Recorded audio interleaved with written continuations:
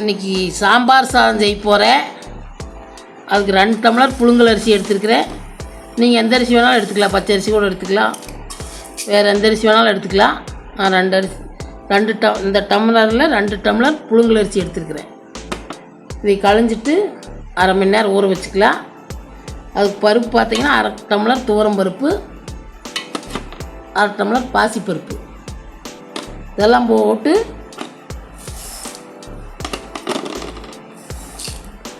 களைஞ்சு அரை மணி நேரம் ஊற வச்சுக்கலாம். ஊற வச்சதுக்கப்புறம் எப்படி செய்யணும் காமிக்கிறேன். சாம்பார் சாதம் இன்னைக்கு குக்கரில் செய்ய போகிறேன். அதுக்கு தேவையான பொருள் பார்த்திங்கன்னா ஒரு 2 வரமிளகா, கொஞ்சம் கடுகு உளுந்து தாளிக்கிறதுக்கு, கொஞ்சம் கருவேப்பிலை, கொஞ்சம் பெருங்காயத்தூள், சாம்பார் தூள் 2 ஸ்பூனு, கொஞ்சம் புளி எடுத்து ஊற வச்சுக்கோங்க. அதோடு பார்த்திங்கன்னா ஒரு 10-20 சின்ன வெங்காயம் வெட்டி வச்சுக்கோங்க. 2 பெரிய தக்காளி வெட்டி வச்சுக்கோங்க. காய்கறி பார்த்திங்கன்னா முள்ளங்கி 1, கேரட் 2, கொஞ்சம் பீன்ஸு, ஒரு உருளைக்கிழங்கு, இதெல்லாம் தான் நான் எடுத்துருக்கிறேன் இன்றைக்கி. நீங்கள் இதோட கத்திரிக்காய் முருங்கைக்காய் எடுத்துங்க, டேஸ்ட் நல்லாயிருக்கு. நான் கத்திரிக்காய் சாப்பிடாதனால இதெல்லாம் போட்டு செய்கிறோம். கண்டிப்பாக கத்திரிக்காய் சேர்த்து செய்யுங்க. அடுப்பு பற்ற வச்சு குக்கர் வச்சுக்கோங்க. எண்ணெய் ஊற்றிக்கங்க தேவையான அளவு.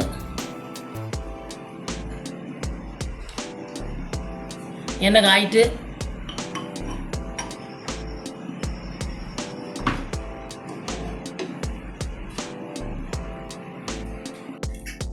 எண்ணெய் காஞ்சிருச்சு. கடுகு உளுந்தம் பருப்பு சேர்த்துக்கலாம்.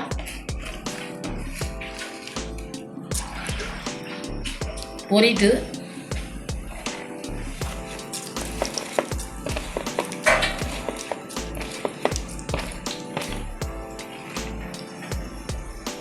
கடுகு நல்லா பொரிட்டு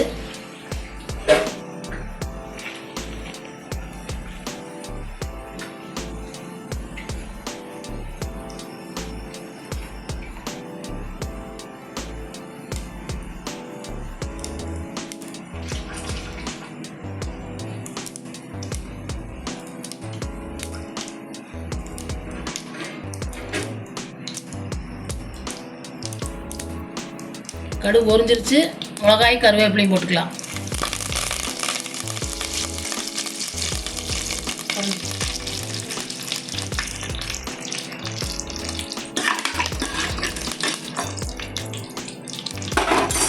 இதோட பெருங்காயம் சேர்த்துக்கலாம்.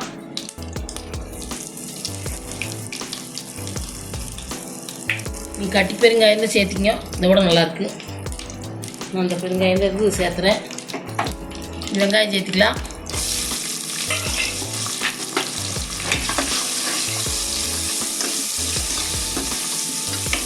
வெங்காயம் கொஞ்சம் வதங்கிட்டு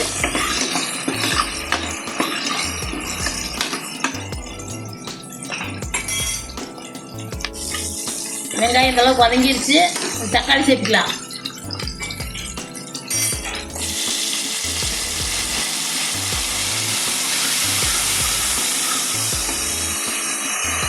இதோட கொஞ்சம் உப்பு சேர்த்துக்கலாம். தக்காளி வதங்கிறதுக்கு கொஞ்சமாக சேர்த்துக்கங்க. தக்காளி வதங்கிறதுக்கு அப்புறம் சேர்த்துக்கலாம் கடைசியாக.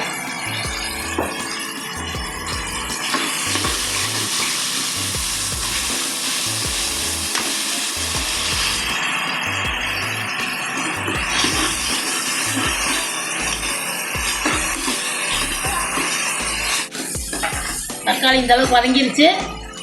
காய்கறி சேர்த்துக்கலாம். முள்ளங்கி போட்டுக்கலாம், கேரட்டு, பீன்ஸு, உருளைக்கிழங்கு. நீங்கள் கண்டிப்பாக முருங்கைக்காயும் கத்திரிக்காயும் சேர்த்திங்க, டேஸ்ட்டாக இருக்குது. முருங்கைக்காய் இல்லை, கத்திரிக்காய் சாப்பிட மாட்டோம், அதனால் சேர்த்துல. நீங்கள் அதை சேர்த்து செஞ்சீங்கன்னா இதோட டேஸ்ட்டாக வரும். சேர்த்துக்கிங்க.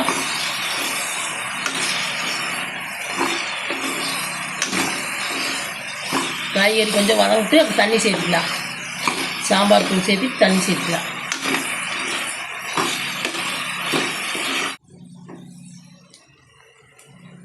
நீ தண்ணி சேர்த்துக்கலாம். காயெல்லாம் வதங்கிருச்சு. இதில் 1 டம்ளர் அரிசிக்கு 5 டம்ளர் தண்ணி சேர்த்துக்கலாம். புழுங்கல் அரிசிக்கு வேறு எடுத்திங்கன்னா கொஞ்சம் கம்மியாக சேர்த்துக்கிங்க. பச்சரிசி அந்த மாதிரி வேறு அரிசி எடுத்திங்கன்னா கொஞ்சம் 4 டம்ளர் சேர்த்திங்க. புழுங்கல் அரிசி எடுத்தால் 5 டம்ளர் சேர்த்திங்க. இப்போ 2 டம்ளர் அரிசிக்கு நான் 10 டம்ளர் தண்ணி, பருப்பு 5 டம்ளர் 15 டம்ளர் தண்ணி எடுத்துருக்கிறேன். அளந்து வச்சுக்கிறேன், ஊற்றிக்கலாம்.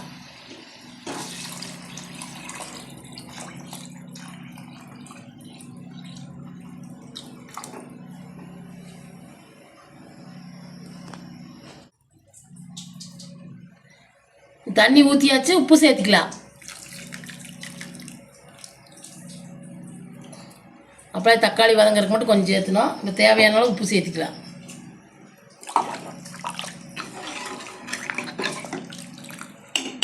நீ அரிசி சேர்த்துக்கலாம். கொஞ்சம் கொதிக்கிட்டு தண்ணி கொதிச்சிருச்சு. நீ அரிசி சேர்த்துக்கலாம். அரிசி பருப்பையும் சேர்த்துக்கலாம்.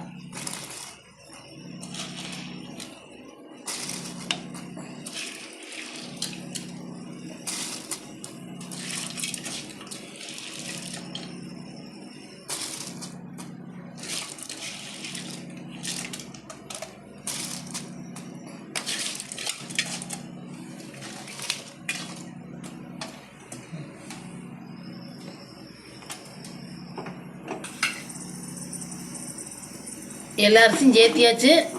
நீ நல்லா கலக்கி விட்டுக்கலாம்.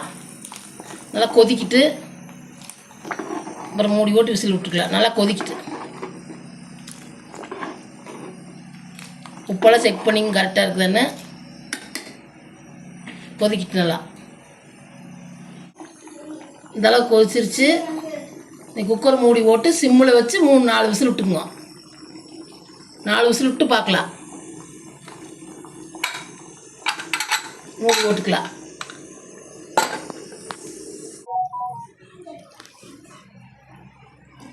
பார்த்தீங்கன்னா விசில் அடங்கி எடுத்தாச்சு. அரிசி குழாய் வெந்துருச்சு.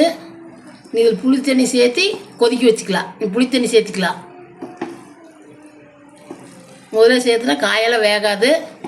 அதனால் நீ புளி தண்ணி சேர்த்து கொஞ்ச நேரம் கொதிக்கிட்டு அப்புறம் தாளித்து கொட்டிக்கலாம். கொஞ்சம் இந்த அளவுக்கு கேரி நல்லா மசிச்சு விட்டு புளி தண்ணி சேர்த்துக்கலாம். கொஞ்சம் பச்சை வாசனை போக கொதிக்கிட்டு அப்புறம் தாளித்து கொட்டிக்கலாம்.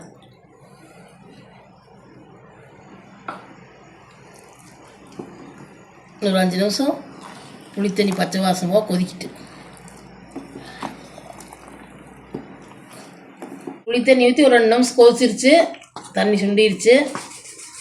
நீ தாளித்து கொட்டிக்கலாம்.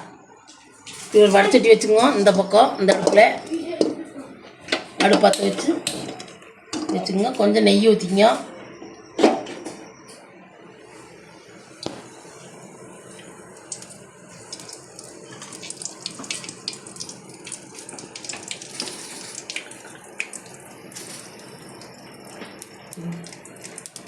நெய் காயிட்டு முந்திரி கருவேப்பிலையும் போட்டு தாளிச்சிக்கலாம்.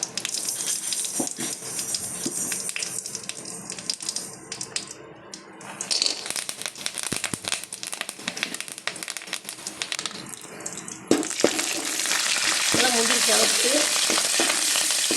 எடுத்து இதில் கொட்டிக்கலாம்.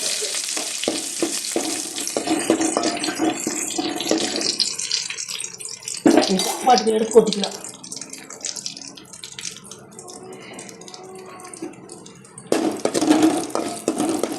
அடுப்பு ஆஃப் பண்ணிவிட்டு சாப்பாட்டில் சேர்த்திக்கங்க. சேர்த்து நல்லா கிளறிக்கலாம்.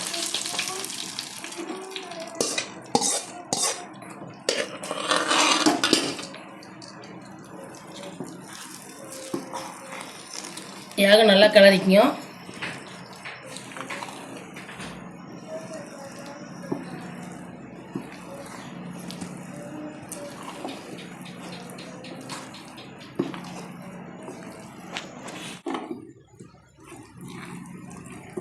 நெய் ஊற்றி நல்லா கிளறிக்கங்க.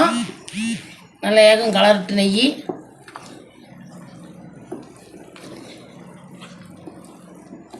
அடுப்பு சிம்மில் வச்சு நெய் ஊற்றி இப்படி கிளறிக்குங்க.